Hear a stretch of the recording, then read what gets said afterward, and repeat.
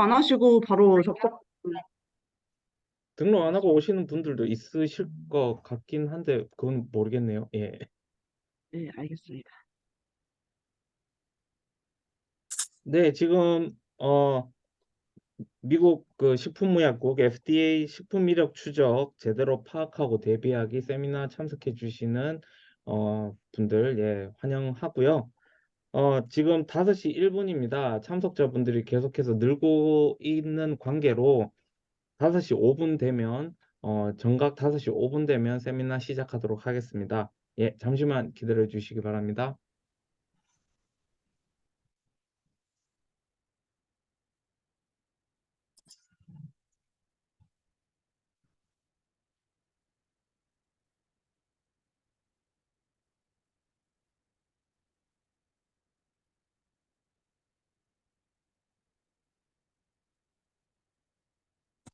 는 네. 최봉규 영사라고 합니다.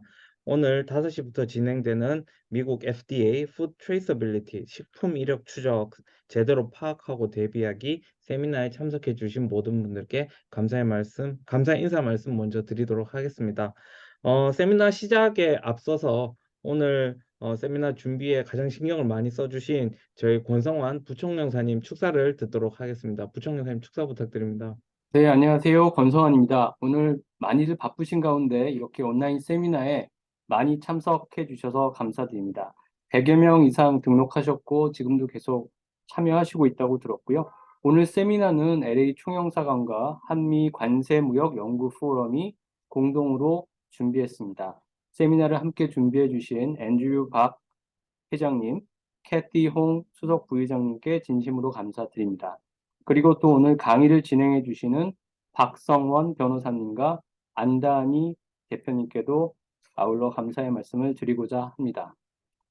잘 아시겠지만 지속적으로 이어오고 있는 인플레이션, 경기 침체의 전망에 많은 기업인들 분들께서 어려움을 겪고 계신 것으로 알고 있습니다.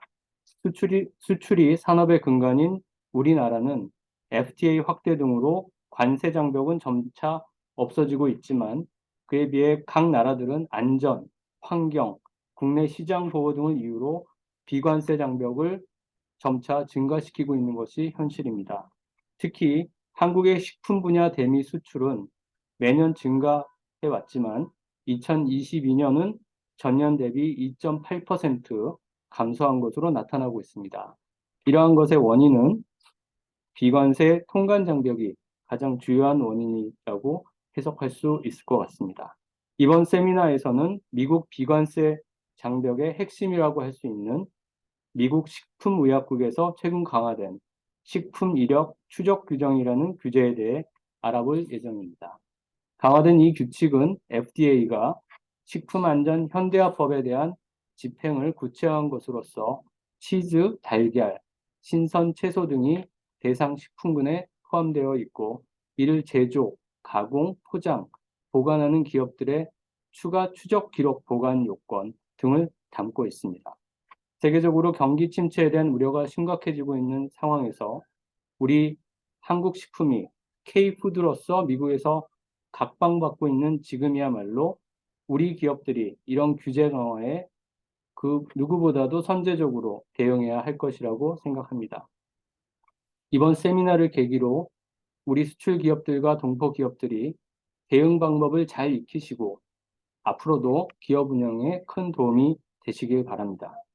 앞으로도 저희 총영사관은 여러분들에게 도움이 될 수 있는 다양한 주제의 온라인 세미나를 적극 추진할 예정이니 앞으로도 많은 의견 주시면 감사하겠습니다.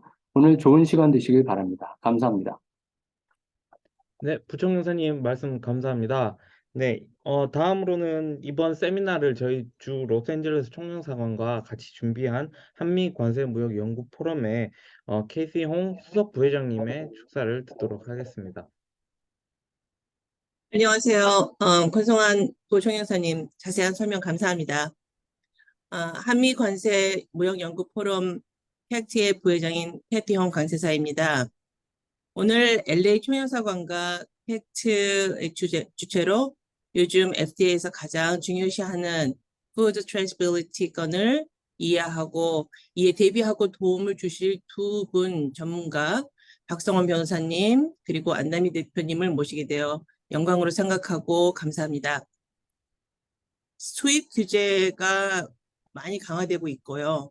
또 이 시점에 너무 중요한 안건이라고 생각해서 저도 이에 많은 이제 공부를 하고 있는데 FSBP가 지금 시작이 된 지 벌써 몇 년이나 지냈는데 요즘 들어 저희도 이제 관세일을 하면서 심사가 굉장히 강해지는 걸 많이 느끼고 있습니다. 이 시점에 실질적인 데이터를 컬렉트하고 유럴라이즈 할 수 있는 프로그램을 에 대해서 실질적인 도움을 주실 수 있는 그런 전문가들이 필요한 시점이라서 너무 좋은 세미나인 것 같습니다. 저희 캣트 포럼에서도 내년에는 더 많은 유익한 정보를 수입자분들께 실질적으로 도움이 될 수 있도록 많은 세미나를 통해서나 교육 프로그램을 통해서 전달해 드리겠습니다. 좋은 시간 되시고 많은 정보 받으시길 부탁드립니다. 감사합니다. 네, 캐티용 부회장님 말씀 감사합니다. 지금 참석자분들 계속 늘어나고 있고 질문도 해주신 분이 있는데요. 질문에 대한 답변은 세미나 스피커 분들의 스피커 내용 전달이 끝나고 난 다음에 일괄적으로 진행을 하도록 하겠습니다. 중간에 질문이 있으시면 채팅창이나 Q&A 쪽에 남겨두시기 바랍니다. 그리고 그 스피커분들이 발표하신 자료는 추후에 저희 주 로스앤젤레스 총영사관 홈페이지에 다음 주 중으로 아마 업로드가 될 것입니다. 거기서 참조를 하실 수 있도록 조치를 할 것이니 알아두시기 바랍니다. 네, 주요 토픽으로 플라이어에 소개드렸던 강화된 푸드 트레이서빌리티 규정 및 예상되는 집행 내용, 강화된 푸드 트레이서빌리티가 비즈니스에 미친 영향 및 주의사항에 대해서 말씀해 주실 이 FDA 관련 분야의 전문가로 워싱턴 DC에서 근무하고 계시는 박성원 변호사님을 스피커로 모시도록 하겠습니다. 변호사님, 부탁드립니다. 네, 영사님, 부총영 영사님, 부회장님, 감사합니다. 잠시 화면 공유를 하겠습니다.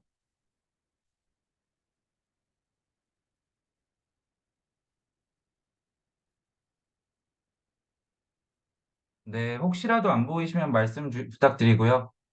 저는 박성원이라고 합니다. 위디 스미스라는 로펌에서 FDA 법의 자문을 담당하고 있고요. 그다음 FDA 조사 대응, FDA 컴플라이언스 또는 M&A나 IPO에 있어서 트랜잭셔널 서포트를 담당하고 있습니다. 아시는 것처럼 오늘 의논한 토픽은 FDA의 Food Traceability 룰인데요. 오늘 의논하겠지만 이 적용이 될 수 있는 범주는 뭐 약간 좁은 편이어도 임팩트는 한국 회사들에게 꽤 큰 규정일 거라고 생각합니다. 네. 아마 푸드 트레이서빌리티에 대해서 들어보신 적은 있어도 정확하게 아마 살펴보신 분은 많지 않을 거라고 생각해서 그래서 그런 분들을 위해서 일단 처음 시작하면서 이 법안이 뭔지, 이 규정이 무엇인지에 대해서 아주 넓게 한번 잠깐 의논을 하고 가겠습니다. 푸드 트레이서빌리티 룰은 2011년 법제화가 된 Food Safety Modernization Act 식품안전현대화법 FSMA의 일부로 규정이 준비가 되었고요. 아시는 것처럼 FSMA에서는 Produce Safety Rule, Preventive Control Rule, Foreign Supplier Verification Program, Sanitary Transportation Rule 이것처럼 식품업계 전반적으로 걸쳐서 안전성을 높이려는 시도를 하는 법안이었습니다. 그중 한 조항 중 하나가 의회가 FDA에게 요구했던 것은 특별히 하이리스크 푸드, 식품 안전 위험도가 높은 제품들에 대해서 트래킹 리퀘어먼트를 만들어 달라는 것이 의회가 FDA에게 요청한 사항이었는데요. 2011년 법안이 나오고 FDA에서 그에 관해서 규정을 만들기 시작했고, 그리고 어떤 식품들이 위험도가 높은지에 대해서 스터디를 시작해서 그래서 드디어 2022년 작년 11월 달에 파이널 규정이 나왔습니다. 자, 그러면 이 규정이 과연 왜 생겼을까요? 이 규정의 목적은 식품 안전 위험 이벤트가 있었을 경우, 예를 들어서 살모넬라, 리스테리아 또는 씨벗 같은 균으로 인해서 어떤 리콜이 필요해지거나 그에 대한 대응이 필요해졌을 때 FDA가 좀 더 빠르게 그 원인을 규정하고 그리고 문제를 해결할 수 있도록 더 많은 정보를 특정 제품의 유통 체인에서 저장하고 공유할 수 있도록 하는 것이 목적입니다. 그러면 어떤 식품에 적용되냐? 했을 때 모든 식품에 적용되는 건 아니고요. FDA가 특정한 하이리스크 식품에 적용이 됩니다. 더 정확하게 말하자면은 FDA가 이번에 2022년 11월에 발표한 푸드 트레이서빌리티 룰에 나온 푸드 트레이서빌리티 리스트에 나온 식품들에만 적용됩니다. 2011년 페스마가 발표되고 법제화되고 나서 FDA에서 전반적으로 식품 안전성에 있어서 위험도가 높은 식품이 어떤 제품들인지에 대해서 리뷰를 했고, 한 20개에서 25개 정도의 식품을 마지막으로 추려서 이번에 시행령을 발표했습니다. 그렇다면은 과연 누가 이 규정에 적용을 받냐 했을 때, 이 범주가 굉장히 넓습니다. 식품을 제조, 가공, 패키징하거나 또는 보관하는 모든 회사나 사람들이 이 규정에 적용을 받습니다. 그렇다면 과연 이 규정을 어떻게 하면 준수할 수 있냐라는 거 봤을 때 이건 좀 테크니컬해서 이 뒤에서 좀 더 자세히 다룰 텐데 FDA가 식품 안전 이벤트가 일어날 확률이 높다고 생각하는 7개의 상황에 있어서 그 상황에서는 키 데이터 엘레멘트 말은 거창한데 사실 뭐 식품을 어떤 식품을 얼마나 수확하거나 쇼핑하거나 받았으며 그리고 어떻게 제조했고 뭐 이런 종류의 정보를 저장하도록 하는 것이 이 시행령의 목적입니다. 마지막으로 가장 중요한 부분 중에 하나죠. 과연 우리가 이걸 언제까지 규정에 대한 준수를 해야 될까라고 했을 때 FDA에서 발표한 날짜는 2026년 1월 20일입니다. 2026년 1월 20일. 지금 앞으로 한 2년이 넘게 남았으니까 이 기간이 꽤 남았다고 생각하실 수 있는데 논의하겠지만 이 규제를 적용받으신다면은 사실 준비하실 부분이 굉장히 많습니다. 그리고 FDA가 굉장히 그 자세한 룰을 발표하긴 했지만 그래도 불명확한 점이 많기 때문에 회사 내부에서도 그 법안을 해석하시고 그리고 어떻게 대응을 해야 될지 좀 고민을 하셔야 될 부분들이 있을 거예요. 그래서 앞으로 2년 이상 남긴 했지만 특히나 많은 숫자의 제품을 유통하시고 수확, 가공 또는 판매 유통하시고 있거나 있고 그리고 그 제품군 중에 조금 이 다음 슬라이드에서 논의할 푸드 트레이서빌리티 리스트에 들어간 제품이 많이 적용이 되신다면은 제 생각에는 지금 빠르게 규제 준수를 위해서 준비를 시작하는 것이 좋을 것 같습니다. 궁금하시죠? 과연 이 푸드 트레이서빌리티 리스트에는 어떤 식품들이 들어가 있냐 했을 때 이 아래 보면 나와 있는 제품들입니다. 그래서 뭐 치즈, 토마토, 프레시 컷 과일, 뭐 야채, 생선 뭐 이런 제품들인데 사실은 보시면서 지금 생각하고 계시겠지만은 가공 제품들보다는 신선 제품이 많습니다.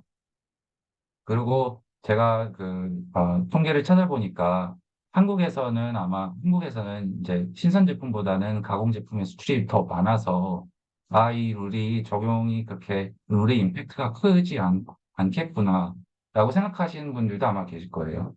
근데 두 가지를 고려해야 되는데 첫 번째로는 FDA가 이 리스트를 5년마다 리뷰하고 그리고 수정을 할 겁니다. 그런데 식품 안전 이벤트의 식품 안전의 특성상 그리고 규제 기간의 특성상 아마 이 리스트를 줄이기보다는 여기 리스트에 아마도 앞으로 추가가 될 거예요. 그리고 특히 FDA가 대체적으로 굉장히 중요하게 생각하는 일정 제품군들이 지금 이 리스트에 현재는 올라가 있지 않거든요. 그래서 아마 예측하기로는 다음에 리뷰할 때는 그런 제품군들이 여기 추가될 것 같고요. 그래서 현재 지금 적용 대상이 많지 않다고 생각하실 수 있어도 FDA가 추후에 리뷰를 하면서 그 리스트에 제품들이 추가가 될 거고 그다음 두 번째로 또 고려할 점은 이 제품분들, 이 제품, 이 식품이 완제품뿐만 아니라 원료로 사용되는 제품들도 이 FTL 규정에, FTR, 그러니까 Food Traceability Rule 규정에 적용을 받습니다. 물론 예를 들어서 생선을 가지고 어떤 식품을 만든다고 할 때 그 조리가 되거나 킬스텝이 들어가서 식품 안전의 위험을 아예 없애버린다면은 규정의 적용을 받지 않지만 예를 들어서 뭐 야채나 과일 둘 다 이 FTL 리스트에 지금 들어가 있는 제품들이죠. 과일을 가지고 만약에 뭐 샐러드 같은 킬스텝이 없는 제품이죠. 그런 제품을 만들 경우에는 똑같이 FTL 규정에 적용을 받습니다. 그래서 그 두 가지 앞으로 이 리스트가 늘어날 수 있다는 점, 그 다음에 이 식품들을 원료로 사용하는 완제품들도 이 룰의 규제를 받을 수 있다는 점, 그 두 가지는 기억하셔야 될 것 같습니다. 한 가지 더 굉장히 중요한 점 하나가 제가 이 리스트에는 너무 복잡해 보일 것 같아서 포함하지 않았는데 이 리스트의 적용은 그 식품의 폼에 굉장히 명확하게 달려 있습니다. 무슨 뜻이냐면은 예를 들어서 지금 여기 nut butter라고 나온 거 보이시죠? nut butter, 그 너트류 제품을 사용해서 만든 버터. 예를 들어서 피넛 버터 같은 제품이 있겠죠? 피넛 버터에 가장 그 많이 들어가는 원료가 피넛 제품이지만 피넛 자체는 FTL에 올라가 있지 않습니다. 피넛 버터만 올라가 있습니다. 그 이유는 뭐냐면 피넛 같은 경우는 수분도 별로 없고 표면도 매끄러워서 식품 자체로서의 그런 위험도가 높지 않은 편인데 피넛 버터 같은 경우는 미국에서 몇 번의 리콜이나 심각한 그 푸드 세이프티 이벤트가 있었고 그런 이벤트를 겪고 나서 FDA가 내린 결론은 피넛을 가공해서 피넛 버터를 만들었을 때 그 가공 과정에서 식품 안전 위험도가 굉장히 증가한다. 그렇기 때문에 피넛 버터는 이제 위험도가 많은 제품으로 규제를 하겠다. 이런 결론을 내린 겁니다. 비슷하게 생선, 지금 핀피쉬라고 또 하이라이트된 핀피쉬라고 나와 있죠. 이 제품도 지금 현재로서는 뭐 앞으로는 제가 생각하기에 이게 사실 좀 약간 수정이 될 것 같은데 현재로서는 그러니까 생물, 프레쉬한 핀피쉬와 프로즌한 얼린 냉동된 핀피쉬만 이 규정에 적용을 받습니다.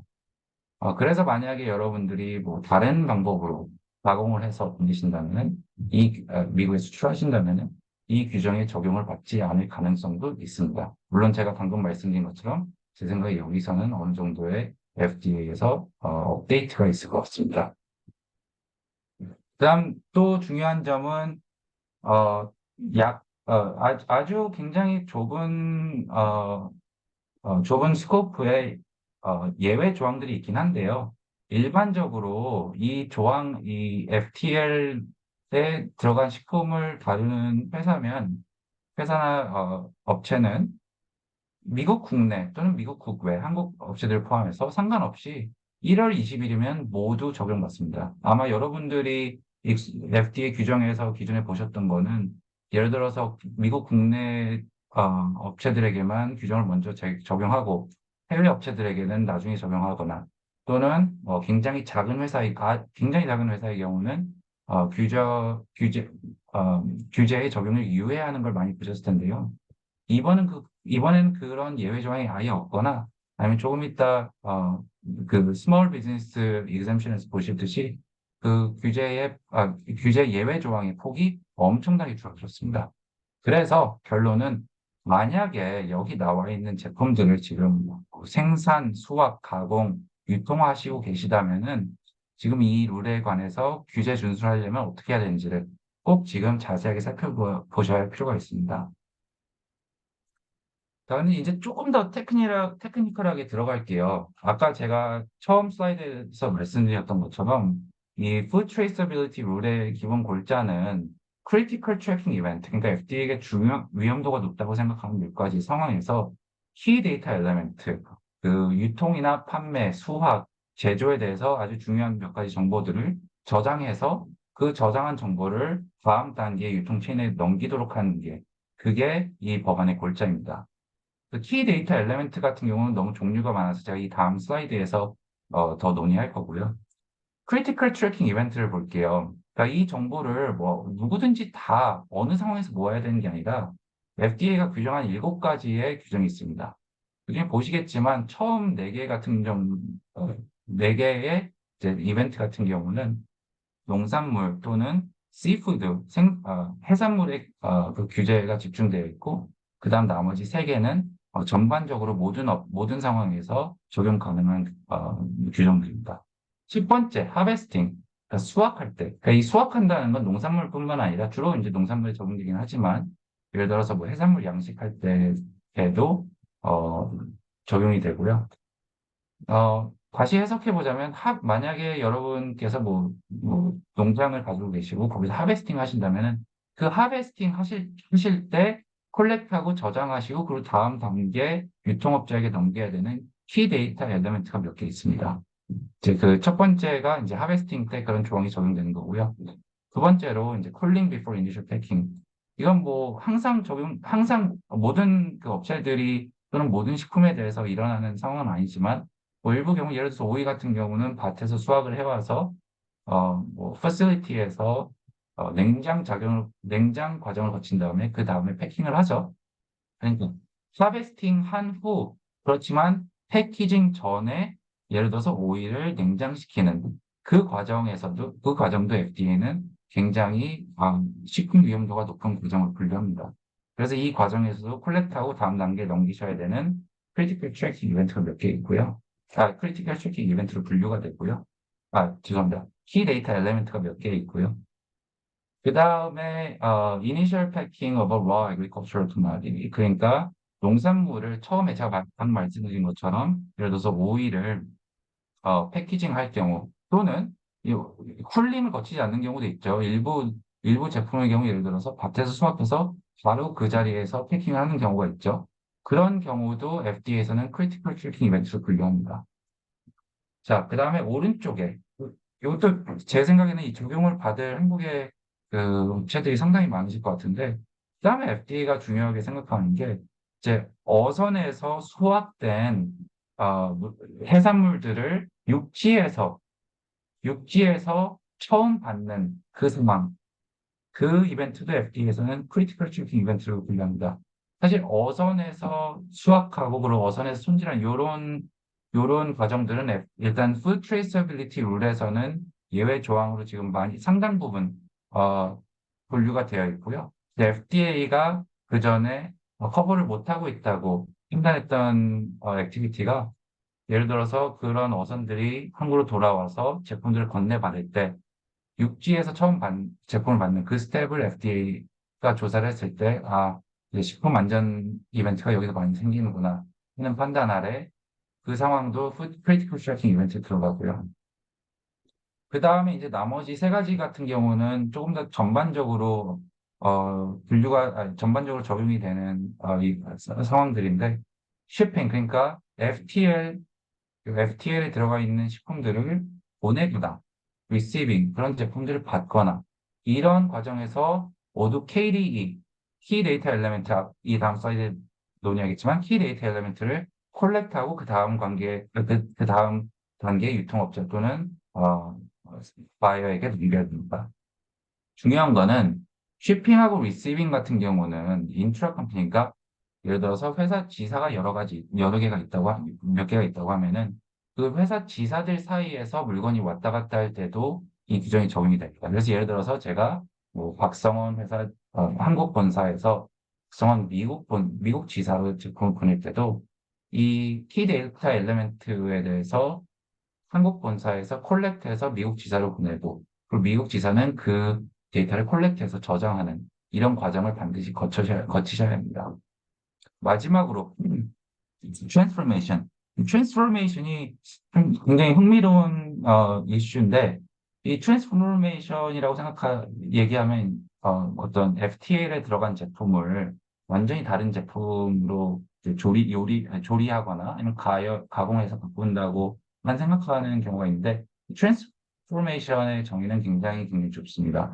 이게 어떤 경우냐면 FTL 여기 대상 제품, FTL에 올라와 있는 제품들을 가공, 조합 어떻게든 해서 나오는 그 추후 결과물이 다시 FTL 적용을 받는 제품. 그 경우 아까 말씀드린 샐러드가 좋은 예시겠죠. 그런 그런 액티비티를 트랜스포메이션이라고 하는데 FDA에서는 제가 방금 말씀드린 그 스텝 트랜스포메이션 스텝을 굉장히 중요한 푸드 세이프티 이벤트로 분류를 하고 있습니다. 그래서 다시 한번 정리를 드리자면은 방금 설명을 드린 7가지의 크리티컬 트래킹 이벤트에 해당하는 행위를 하실 경우, 액티비티를 행하실 경우 키 데이터 엘리멘트를 반드시 그 과정에서 모으고 다음 단계의 유통업체 또는 바이어에게 넘겨야 됩니다. 자, 마지막으로 이제 이 슬라이드에서 마지막으로 트레이서빌리티 랏 코드라는 게 있는데 이게 뭐냐면 결국 그냥 시리얼 넘버인데요. FDA에서 이 7가지 중요하게 생각하는 이 7가지 과정 중에서도 더 중요하게 생각하는 3가지 과정이 있습니다. 3가지 과정인지 뭔지 한번 먼저 생각을 해보시고 제가 이 다음 단계에 다시 설명을 드릴 텐데 그 3가지 과정에 해당하는 회사나 업체들은 그 3가지 과정에 해당하는 액티비티를 행할 경우에 트레이서빌리티 랏 코드를 반드시 새로 지정을 하도록 되어 있습니다. 목적이 뭐냐면 만약에 어떤 중요한 이렇게 심각한 푸드 세이프티 이벤트가 생겼을 경우에는 FDA가 그 트레이서빌리티 랏 코드를 알고 바로 그 행위가 일어났던 과정으로 들어가서 문제를 더 빠르고 그리고 원인을 더 빠르게 해결할 수 있게 하는 것이 트레이서빌리티 랏 코드의 목적입니다. 자, 이 표에 나와 있는, 오른쪽에 나와 있는 정보가 키 데이터 엘리먼트인데요. 그리고 왼쪽이 아까 방금 말씀드린 크리티컬 트래킹 이벤트죠. 예를 들어서 만약에 어떤 농장에서 하베스팅을 하는 경우는 하베스트하는 그 농장의 로케이션이 어딘지, 커머디티, 어떤 제품을 하베스트했는지, 어느 수량을 하베스트했고, 그리고 이 farm 내부에서 예를 들어서 하베스트된 로케이션이 어디고, 그리고 하베스트된 날짜가 어디고, 요런 정보들을 키 데이터 엘리멘트라고 규정을 하고 있습니다. 그래서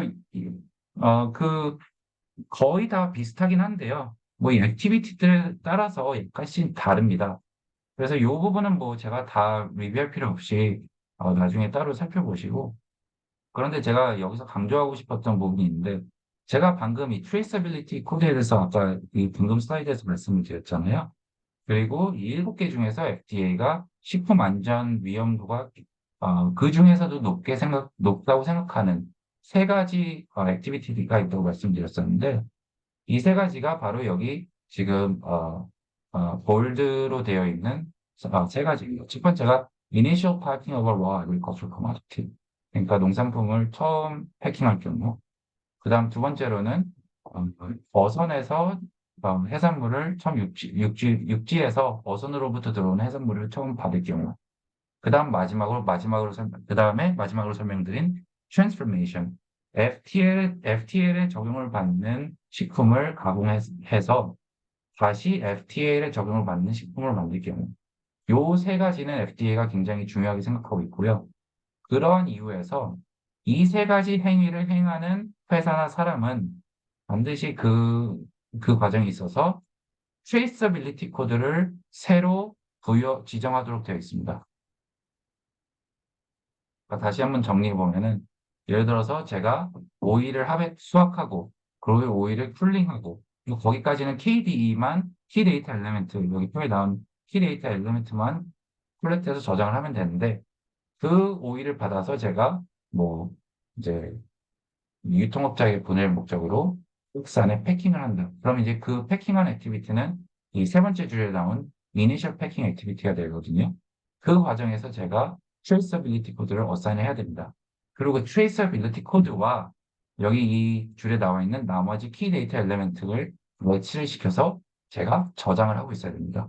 그래서 만약에 FDA에서 나중에 이 정보를 요청할 경우 빠르게 FDA에 그 정보를 제공할 수 있어야 됩니다.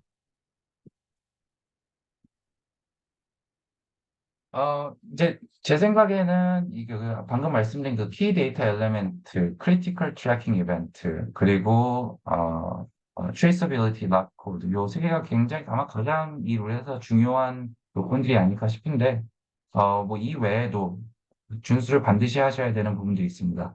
첫 번째로는 이 푸드 트레이서빌리티 룰에 적용을 받는 모든 업체는 푸드 트레이서빌리티 플랜을 새로 만드셔야 됩니다.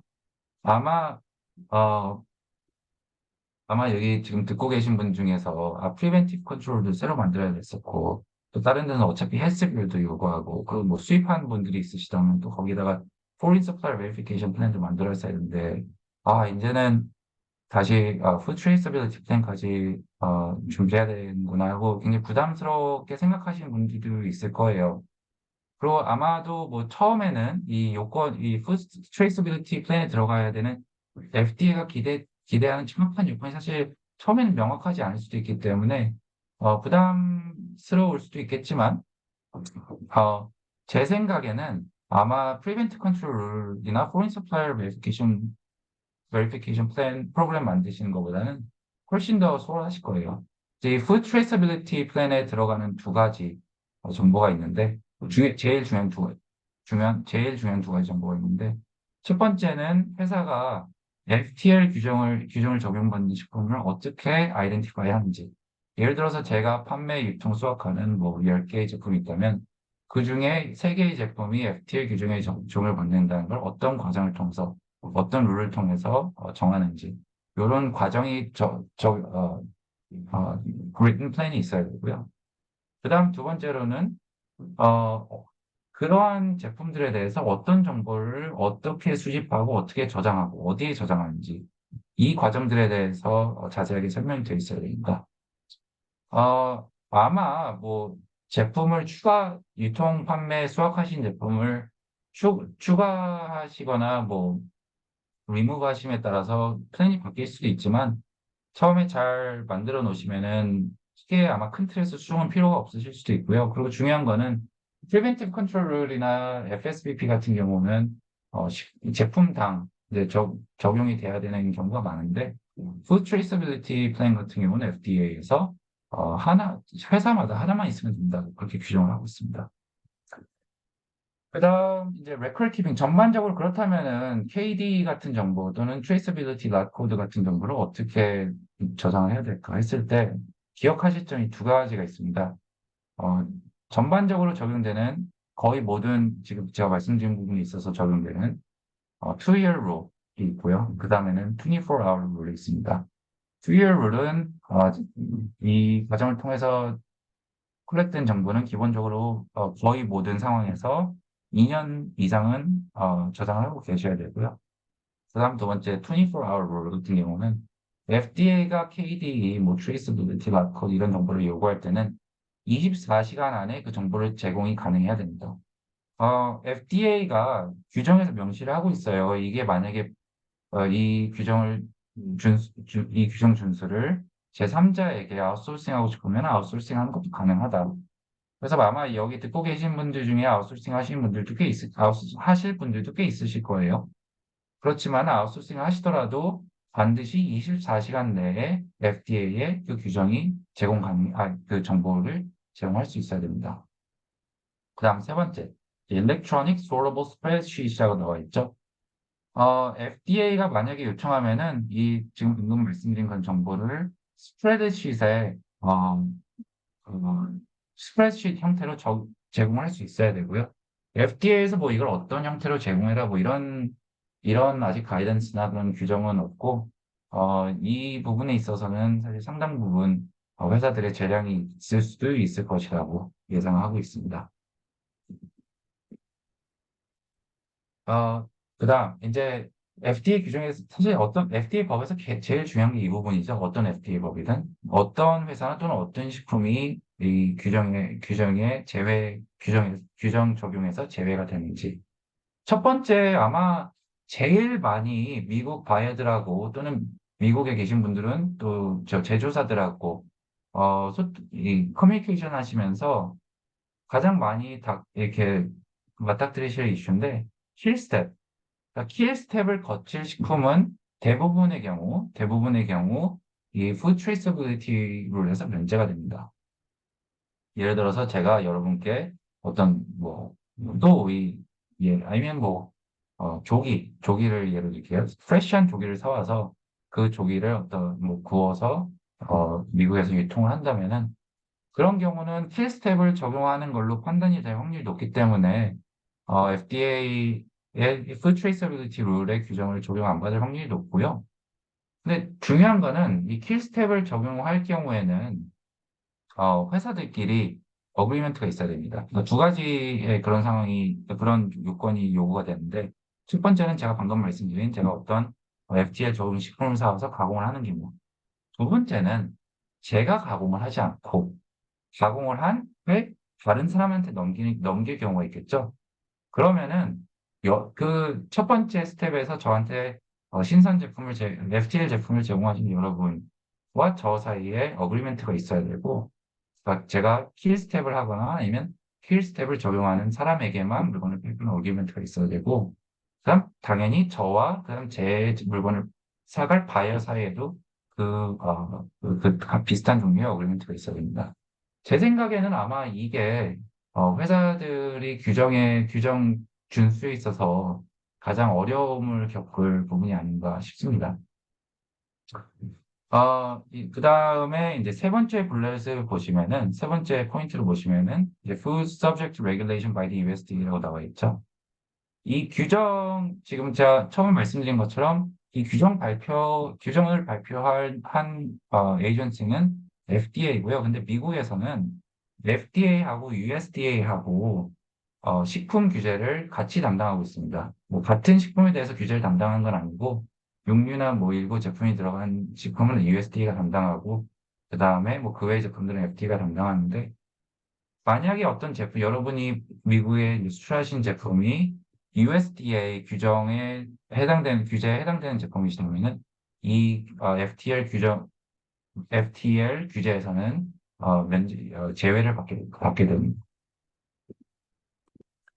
그 다음에, 한 가지 더 말씀드릴 점은, 여기에는 적지 않았는데, 제가 이 세미나를 준비하면서 어떤 분께 들은 게, 이제 농장들은 어차피 이 규제에서 예외 대상이 아니냐는 이제 질문을 받았었는데, 이 룰을 굉장히 자세히 살펴보셔야 되는 게, 그 농장에 대해서도 지금 굉장히 자세하게 룰이 나와 있지만, 모든 농장이 제외를 받는 게 아니고, 그 인벤토리와 판매된 액수를 합쳐서 지난 3년간 25,000불 이하의 액수의 제품을 판매한 농장만들이 어, 이 Food Traceability 룰에 적용해서 제외가 됩니다. 그래서 어, 만약에 지금 여기 듣고 계신 분들께서 이 그러니까 규제에 대해서 예외 규정에 의존할 계획이시라면은 그 해당 규정을 굉장히 자세하게 살펴보시는 것을 추천드리겠습니다. 아마 제가 굉장히 좋아하는 영화인데요. 아마 이거 보시고 어떤 영화인지 아실 분들도 계실 거예요. 제가 이번에 지금 간략하게 논의하고 싶은 거는, 그렇다면 이제 이런 규정들을 살펴봤는데 과연 FDA가 이 규정들을 어떻게 규제할까? 이게 사실 굉장히 중요하죠. 이 영화 아시겠지만 마이너리티 리포트의 한 장면이고요. 그리고 미래의 범죄를 예측할 수 있다는 프리커그의 모습이죠. FDA 이 법안을 살펴봤을 때 아마 FDA가 가장 많이 사용할 그 규제 방법 중 하나가 인풀 얼러트입니다. 인풀 얼러트가 뭐냐면 직역을 하자면 수입 경고령이고요. 그렇지만은 실질적으로 봤을 때는 수입 경고령에 올라갔을 때는 거의 미국의 수출이 상당히 힘들어지기 때문에 수입 금지령이라고 보시는 분들도 있습니다. 오른쪽에 보시면 알겠지만, 수입 관련 FDA 법의 수입 관련 규정이, 어, 어, 수정이 됐는데요. 어떻게 수정이 됐냐면, Food Traceability 규정을 지키지 않는 업체들은, FDA에서 제품의 수입을 거절할 수 있다. 이렇게 바꿨습니다. 그래서 이 정도로 스페시픽하게 스태츄를 바꿨다는 것은 FDA에서 이 수입 규제 권한을 굉장히 강하게 적용할 것이라는 그런 확률이 높다는 뜻이고요. 특히 제 생각에는 한국에서 제품을 수입하는 업체들 같은 경우는 수입 금지령 또는 경고령이 올라가면은 미국의 판매 또는 비즈니스 플랜이 상당히 어려워질 수 있기 때문에 이 푸드 트레이서빌리티 룰 준수를 굉장히 자세하게 살펴보셔야 합니다. 당연히 이 외에도 FDA가 전통적으로 행해오던 inspection, 뭐 483 그런 경고장, untitled letter 뭐 이런 규제 방법을 당연히 FDA에서 계속 쓰겠지만 제 생각에 아마 가장 많이 쓸 방법은 바로 이 수입 경고령일 것 같습니다. FDA에서 이제 아까 말씀드린 것처럼 2026년 1월부터 이 규정이 발효가 되는데 아마 2025년부터는 FDA에서 가이던스를 추가로 발행하고 그 다음에 웨비나를 통해서 이 업체들에게 이 룰에 대해서 조금 더 많이 알리려는 노력이 있을 거예요. 그래서 어, 지금부터 물론 준비를 하셔야겠지만 지금부터 준비를 하시면서 만약에 추가 정보가 필요할 경우 앞으로 2년 내로 그리고 2025년에 특히 FDA에서 더 정보가 많이 나올 것으로 제 생각에는 예상을 하고요. 그 다음에 한 가지 더 주의하셔야 될 점이 만약에 미국 국내에서 어느 정도 사이즈를 가지고 어느 사이즈의 오퍼레이션을 가지고 계신 지금 회사들이 있으시다면 FDA에서는 이 자체적으로 이 규제를 가할 뿐만 아니라 교정부들과도 협업해서 인스펙션과 규제를 가할 확률이 높습니다. 그래서 특히 이제 캘리포니아, 플로리다, 텍사스처럼 주정부에서 레귤레토리 액티비티를 상당히 많이 강하게 행하는 주에 만약에 시설을 가지고 계시다면은 특히 이 푸드 트레이서빌리티 룰 같은 룰의 준수를 아주 중요하게 생각하셔야 될 것 같습니다. 시간상 제가 가장 중요한 부분만 몇 개만 이제 다음에 제가 이제 앞으로 계획에 대해서 추천하고 싶은 부분에 대해서 짚고 넘어가겠습니다. 첫 번째로는 당연히 여러분께서 지금 유통하고 계시는 제품들을 살펴보시고, 그 다음에 FTL 리스트에 올라가 있는 제품이 어떤 것인지 살펴보시고, 그 제품의 푸드 트레이서빌리티 준수를 위해서 아마 업스트림, 그러니까 여러분께 그 제품을 제공하시는 분들, 또는 다운스트림, 여러분이 그 제품을 판매하시는 분들과도 커뮤니케이션이 있어야 될 거예요. 예를 들어서 여러분이 유통업자라면은 제조사에서 키 데이터 엘리멘트를 제공하지 않는다면은 FTA 규정을 준수하기가 굉장히 어려워지고요. 마찬가지로 여러분들에게서 제품을 사는 바이어 역시 여러분이 만약에 이 키 데이터 엘리멘트를 정확하게 저장하고 있지 않다면은 어, 여러분들의 제품이 유통이 어려워질 거기 때문에 아까 말씀드린 것처럼 2년이 남았다고 해도 지금부터 빨리 이 규제 준수를 리뷰를 위해서 제품 목록과 그다음에 이 룰의 적용을 리뷰를 시작하셔야 될 것 같고요.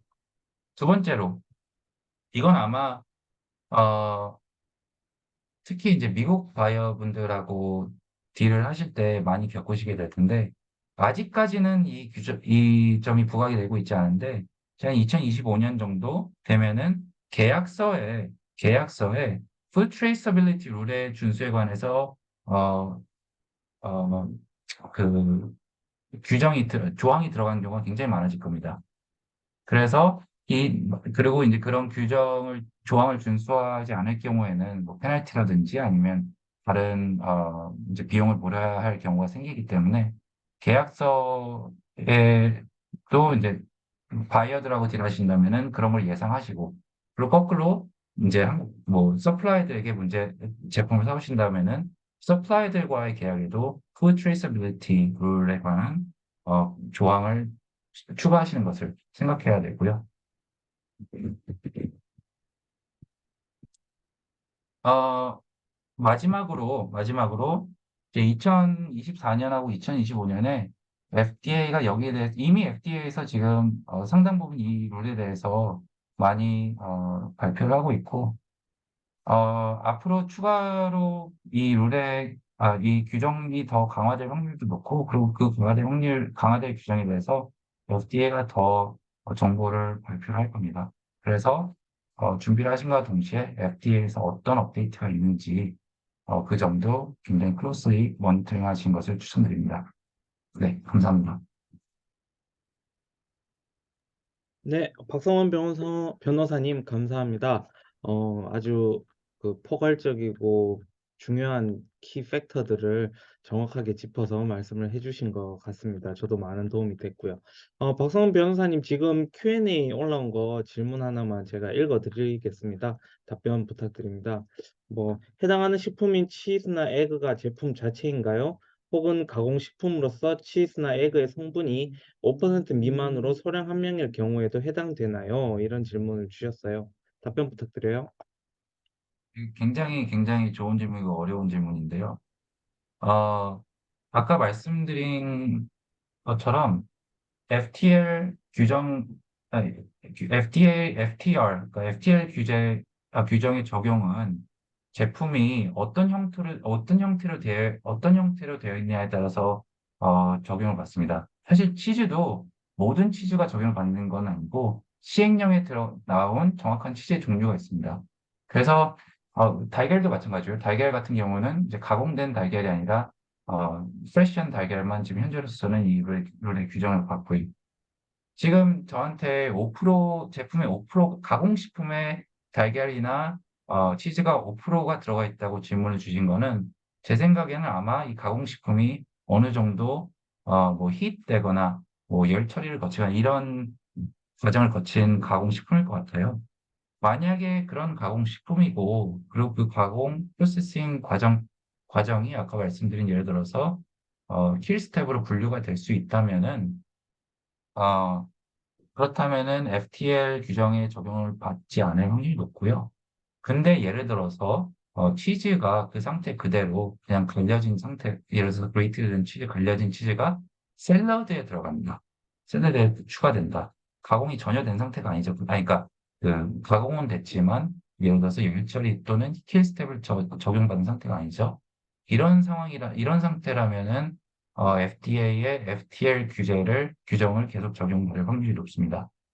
그래서 모든 것은 뭐 자세한 팩트에 달려있기 때문에 제가 자세히 말씀드리긴 어려운데 뭐 그런 큰 틀에서 생각을 하시면 될 것 같습니다. 네, 감사합니다. 질문 두 가지만 지금 박성훈 변호사님 지금 질문이 두 가지가 왔는데요. 여기까지만 박성훈 변호사님께 받도록 하겠습니다.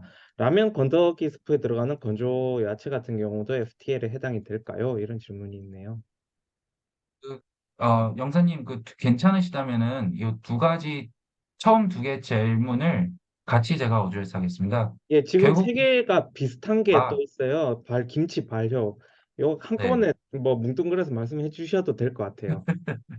알겠습니다. 근데 결국 이 포인트는 이 킬 스텝이 뭔지거든요. 그래서 킬 스텝이, 그리고 이 해당 균을, 어, 충분하게 에레쿠에트하는 프로세싱이 될 수 있는지이기 때문에, 건조 야채나 뭐 당근을 볶는 경우 같은 경우는 킬 스텝이 될 수 있다고 볼 수도 있겠지만, 지금 팩트가 충분하지 않아서 지금 제가 확실하게 말씀드리기는 어렵고요.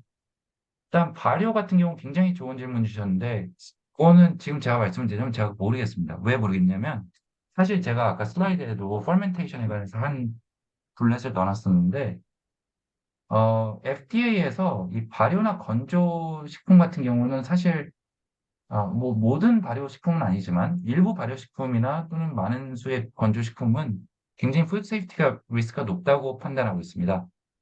그런데 지금 일단 푸드 트레이서빌리티 이 룰을 보면은 발효에 대해서 언급이 명확하게 나오진 않아서 제 생각에는 아마 지금 현재 나온 룰만 보자면은 적용을 받지 않는 확률이 어느 정도 있어 보이는데 근데 뭐 이 부분은 앞으로 FDA에서 가이던스나 또는 인포스먼트 트렌드를 보고 판단해야 될 부분인 것 같습니다. 네, 알겠습니다. 박성훈 변호사님 질문 Q&A까지 잘 대응해 주셔서 감사합니다.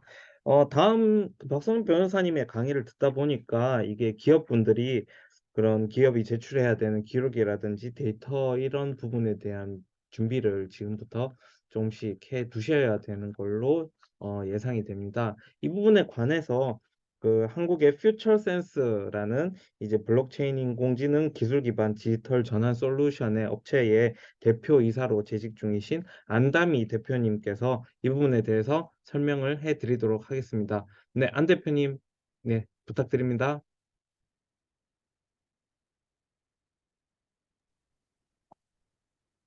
화면 잘 보이시나요? 네, 잘 보입니다. 네, 알겠습니다.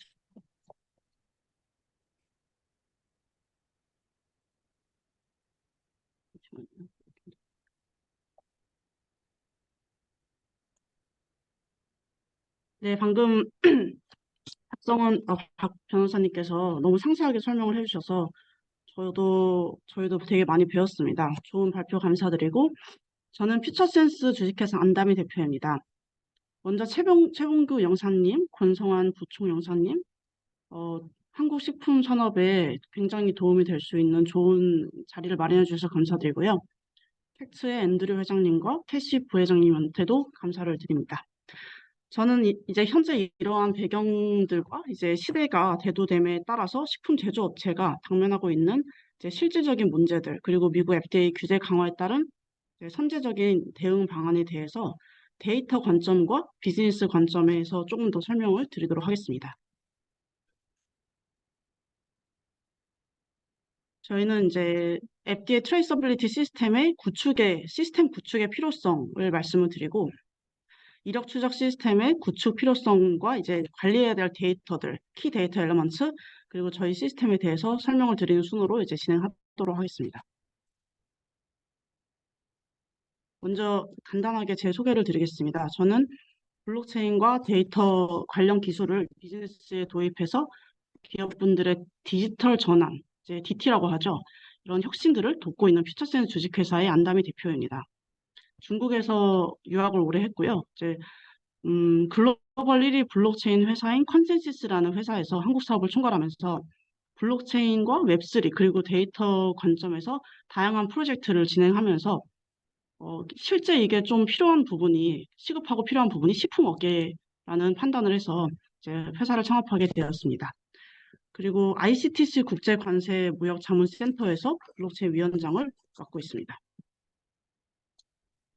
식품 안전이랑 위생 문제들이 굉장히 많이 발생을 하고 있잖아요. 그래서 이런 문제들은 저희 가족들, 저희의 안전을 위협할 수 있는 좀 해결이 돼야 되는 시급한 문제입니다.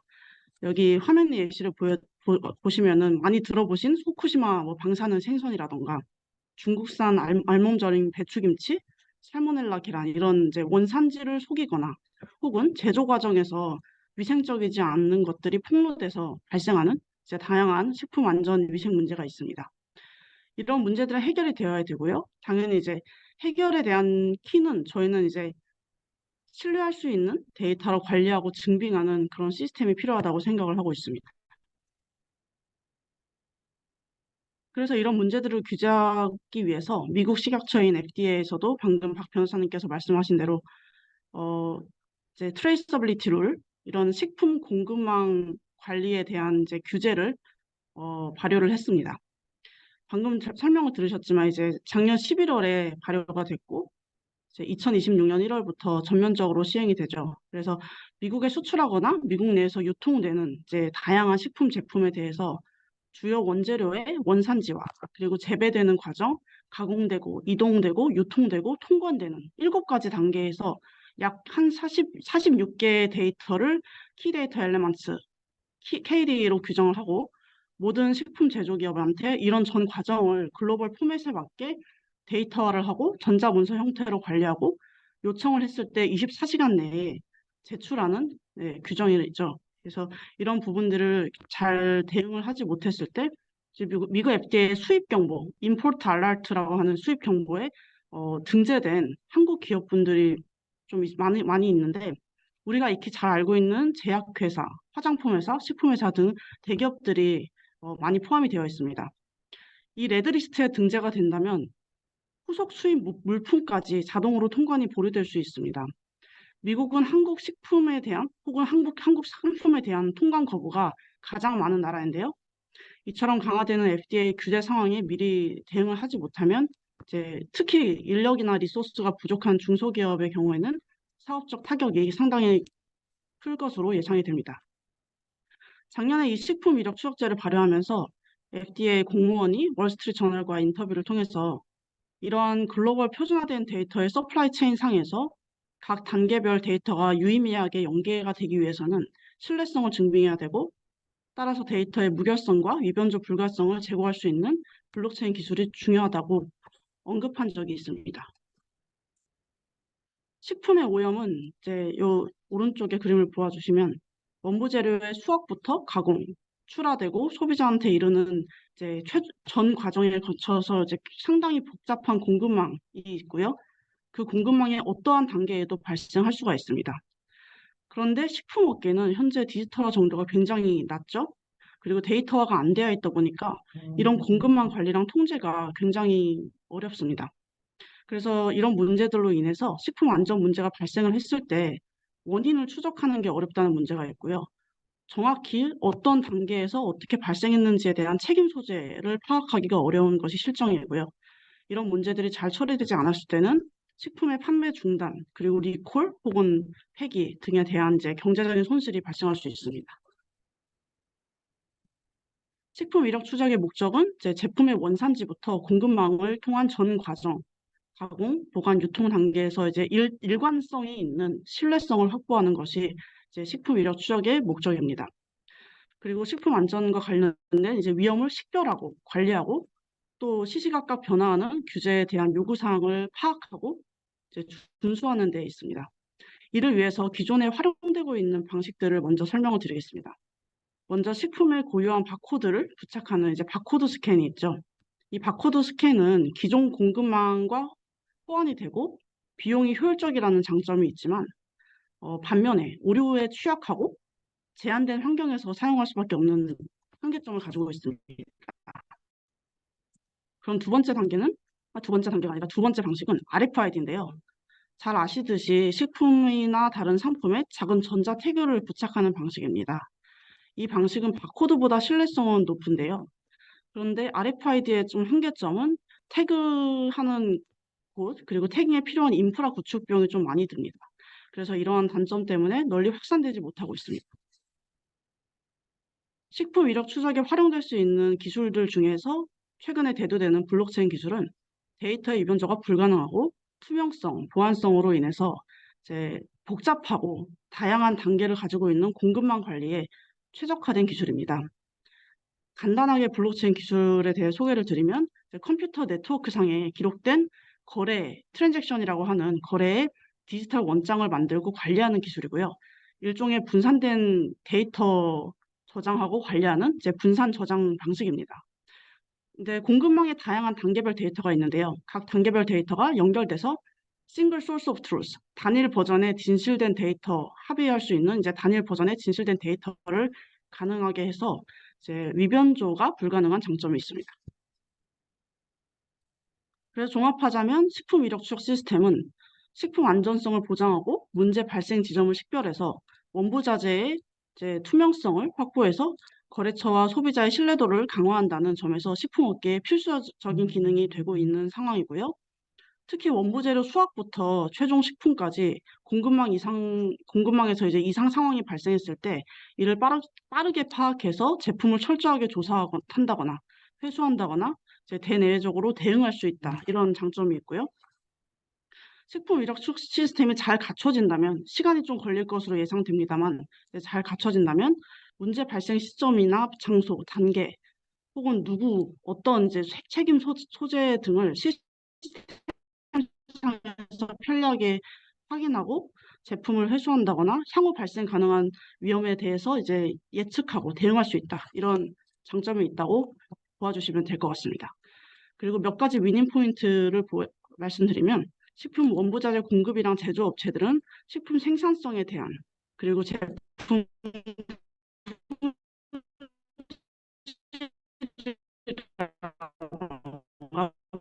브랜딩, 기업 신뢰도 향을 이제 할 수가 있고요. 편리하게 하실 수가 있고 믿을 수 있는 정보 확인을 할 수 있게 되므로 공급 기업에 대해서 이제 신뢰도 향상 혹은 고객 충성도 향상 이런 장점이 있을 것 같습니다. 앞서 블록체인은 중요한 원장 정보의 이제 불변성, 투명성, 추적성을 활용해서 식품 산업에 이를 도입하면은 투명하게 원부자재 이력을 공유하고 식품의 공급망 추적을 조금 더 신뢰성 있게 할 수 있습니다. 실제로 이제 국내랑 글로벌에서 여러 시도가 있는데 블록체인 공급망 추적이 식품에도 적용될 수 있지만 다른 다양한 곳에도 적용이 되고 있습니다. 왼쪽 기사를 보아주시면 LG화학이랑 볼보 등의 이제 대기업들이 진행한 프로젝트인데요. 블록체인 기술 기반으로 윤리적 코발트 공급망 추적 시스템을 도입을 했습니다. 콩고에서 생산된 코발트가 있고 그 코발트가 다양한 과정을 거쳐서 LG화학이 이를 구입해서 전자 배터리를 만들고 이 EV 배터리를 볼보나 다른 자동차 대기업에 납품하는 복잡한 단계의 공급망이 있는데요. 만약에 이 콩고에서 생산된 코발트가 15세 이하의 성인이 되지 않은 아동을 착취해서 만든 것이다 라는 것이 밝혀지면 LG화학이랑 볼보 등의 공급망의 모든 이해 관계자들이 다 신뢰도가 떨어진다거나 이제 기업 리스크가 발생할 수 있습니다. 그래서 이를 방지하기 위해서 블록체인 기반으로 윤리적 코발트이다라는 이제 공급망 전 단계에 걸쳐서 신뢰성을 증명하려고 한 프로젝트입니다. 변호사님께서 설명해 주신 대로 FDA에서 요구하는 전자문서란 이제 여기 오른쪽에 보아주시면 각 중요 추적 사건, CT, 크리티컬 트래킹 이벤트가 있고 다음 그 단계별 중요한 데이터 요소, 키 데이터 엘레먼트가 있고 FDA는 이를 이제 정렬 가능한 솔터블이라고 하는데요. 정렬 가능한 전자문서로 제출할 것을 요구하고 있습니다. 요구하기 시작했고요. 블록체인이 만약에 이런 전자문서상 시스템에 도입이 된다면 기존 엑셀이나 뭐 PDF 등의 문서 작성하는 방식과 조금 다른 부분은 데이터의 단계별 무결성을 보장할 수 있다거나 단일 버전의 진실, 아까 말씀드린 싱글 소스 오브 트루스 기반의 데이터를 제공한다거나 공급망 단계별 공증 증명이 가능해지거나 이제 문서에 대한 전반적인 신뢰도가 높아질 수 있습니다. 현재 FDA 트레이서빌리티 리스트에는 치즈, 달걀, 견과류, 버터 등등 이제 다양한 식품들이 있는데요. 아까 변호사님께서 너무 자세하게 설명을 해드려서 저는 간단하게 그냥 말씀을 드리겠습니다. 근데 신선식품만이 아닌 가공식품까지 이에 대한 준비가 어쨌든 필요하게 된다는 점이 하나 있고, 그다음 FDA에서 이제 리스크 랭킹 모델에 대한 결과에 필요성이 대두된다면 이 리스트를 계속해서 업데이트를 할 것이다라고 이제 밝힌 적이 있습니다. 현재는 이제 유예 기간에 있고 2026년 1월부터 전면적으로 시행이 되죠. 그래서 이 단계 크리티컬 트래킹 이벤트가 이제 수확 시, 최초 포장 전 냉장 시, 그다음 최초 포장 시, 배송 시, 수령 시, 가공 시 이런 다양한 단계가 있는데요. 각 단계별 KD가 여기 있습니다. 예시로 한번 제가 들어드렸습니다. 그래서 이런 FDA 형식에 맞춰서 데이터화를 하고 이 데이터를 증빙하고 24시간 내에 이제 요청을 받을 시에는 24시간 내에 증빙하고 제출을 해야 되는 그런 부분들이 있고 네. 사실 보시면은 그렇게 대단한 데이터는 아니지만 현재 식품 업계에서 디지털화 정도가 좀 낮아서 데이터화가 안 되어 있는 부분이 많다는 게 가장 큰 애로사항일 것입니다. 그리고 이제 한 단계별 이제 데이터가 확보가 되었는데 이를 다음 단계로 넘겨주는 과정에서 포맷 형태의 문제가 있습니다. 그래서 데이터의 일관성 이런 부분들도 좀 애로사항이 될 수 있습니다. 여기는 이제 포장이랑 배송시인데요. 상품이 이동하고 성질이 변화될 수 있는 그런 부분이 있어서 여기도 이제 CTE로 판단이 되었습니다. 그래서 포장 단계에서 주요 정보를 기록하고 관리하고 배송 단계에서는 이게 어떻게 언제 이동되었는지 배송 관련된 KDE를 기록하고 관리해야 되고요. 이 부분은 수령시와 가공시입니다. 그래서 최초 수령시에도 앞서 설명드린 부분과 동일한 형태로 KDE를 이렇게 정의를 했고 다음 가공할 때에는 완성된 식품이 결과적으로 이 FTL에 지정되어 있는 원부자재를 사용했기 때문에 이 또한 이력 추적 대상에 포함이 됩니다. 네. 그래서 이런 식으로 이제 일련의 모든 과정이 최종 단계에서 다 관리가 되어야 되고요.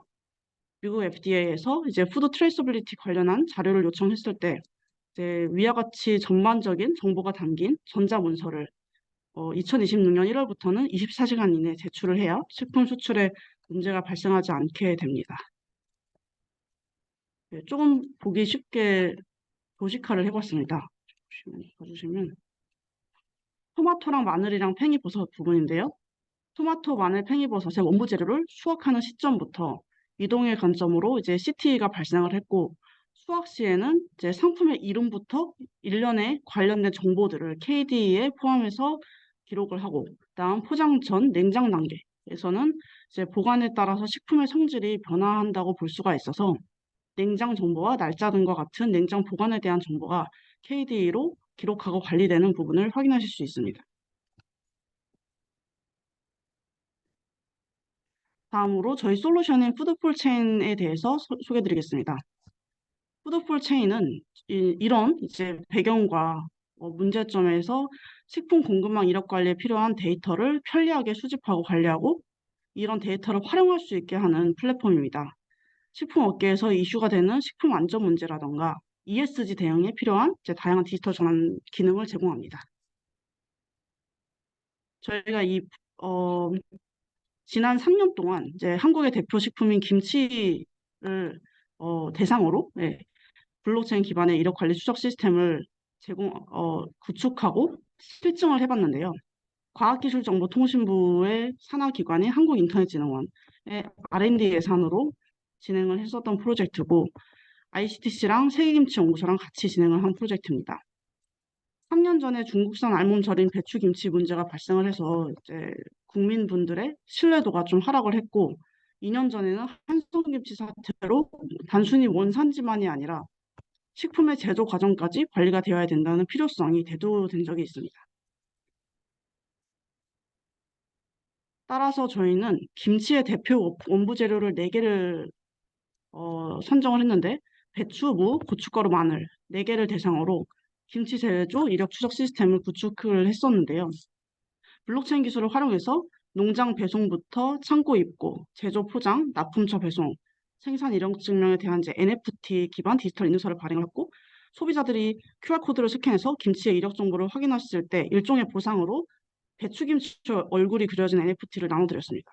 그때 소비자들이 좀 재밌다고 생각을 하셔서 좋아하셨는데요. 이 과정을 보시면은 사실 미국 FDA의 트레이서빌리티 룰이 요청하는 그 단계랑 굉장히 비슷하다는 점을 확인하실 수 있습니다. 플로우로 표현해 보자면 이런 플로우고요. 이제 김치에 대한 데이터 위변조 불가하다는 점, 그리고 투명한 이력 관리를 통해서 소비자의 신뢰도를 제고하고 제품의 경쟁력을 확보한다. 이런 다양한 장점들이 있습니다.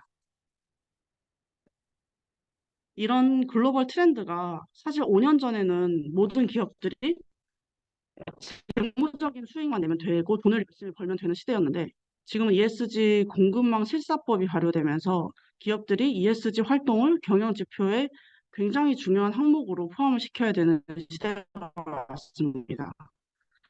비슷하게 식품 공급망에도 전 공급망에 걸쳐서 수많은 기업들이 식품 안전 표준을 데이터하고 일관적으로 지켜야 되는 시대가 도래했다고 저희는 보고 있고요. 전에 고민하지 않으셨던 문제들을 좀 대응하고 관리하고 이것들을 활용했습니다. 이건 조금 기술적인 내용인데요. 서비스 구조도입니다. 여기서 보시면 수학, 가공, 포장, 물류, 납품, 소비 이렇게 B2B 데이터, 기업들의 B2B 데이터가 있고 이제 소비자용 보상 앱을 통해서 소비자들이 선호하는 식품이라던가 혹은 뭐 연령별 혹은 직업별 다양한 고객들이 선호하는 혹은 결정하는 그런 데이터들 B2C 데이터들이 있습니다. 그리고 데이터 수집단을 왼쪽에 있는데 MES 시스템이나 ERP 기존에 이제 갖고 계신 외부 시스템과 연계가 가능하고요.